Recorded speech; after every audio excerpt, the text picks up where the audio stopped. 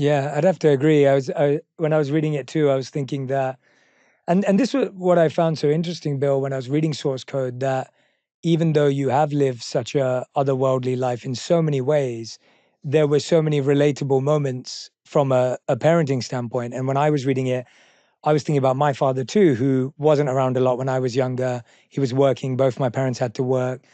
And to the point you just made right now, like my father wasn't there when I was playing rugby, or he wasn't there when I was swimming for my, local club, or he wasn't there on the sidelines cheering.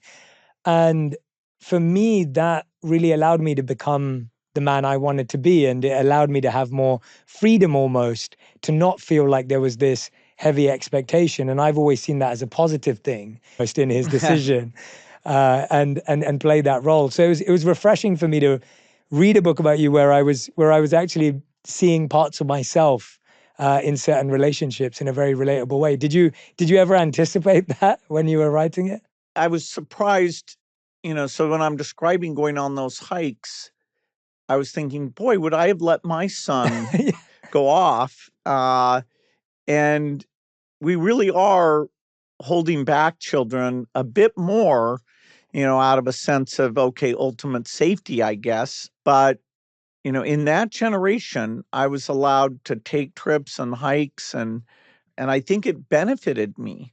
And so writing the book, I was like, wow. And you've talked with people like Jonathan Haidt about this. Yeah, love Are Jonathan. we a bit overprotecting, kids so that they don't get to make, mistakes or try themselves out or mature the way that is best for them? Do you think schools failing children?